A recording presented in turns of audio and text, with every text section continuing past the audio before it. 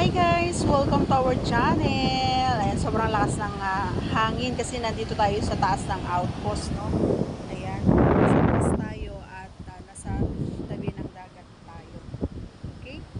So, I just wanna share one thing kung bakit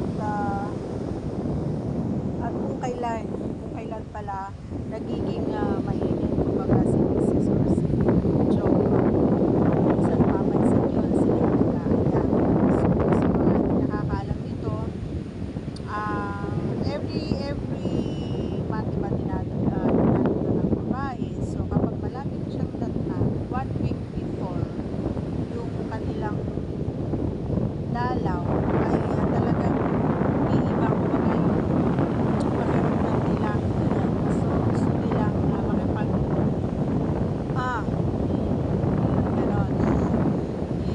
Init na init talaga sila. Sila yung gustong mag-drive. Mag-drive ako hanggang diba? Ganon. Basta one week before yung kanilang dalaw is mararamdaman mo at makikita mo sa kanilang mga kilos sila ay nagpapakita ng motibo or nagpapakita sila ng galaw na talagang gusto nilang magpa-dog.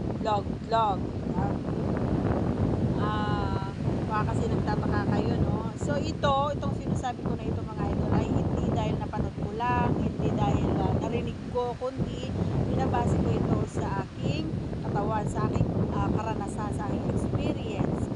Ganun kasi tayo kapag malapit na tayong datnan na talagang ako yung nag-aaya, no? Ako yung helmet talaga sa aking kapareha once na doon ko nalalaman kapag malapit na rin.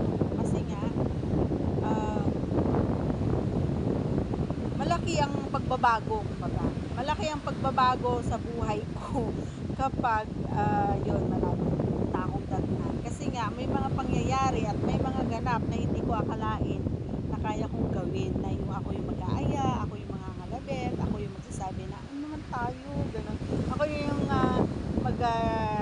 nalantutay sa kanya, gano'n. So basta ako yung gagawa ng moves, ako yung gagawa ng way para mag-lock, gano'n. Yun, ngayon alam mo na. Sana nagustuhan mo ang ating video. Yan, sa mga bago pa lamang, bago mo i-end ang ating vlog, ang ating video, pakisubscribe po ang ating channel. At isang malakasang shoutout, ayan, kay Raymond Sunyo. Mega love shoutout sa iyo, idol. Bye! See you on our next vlog.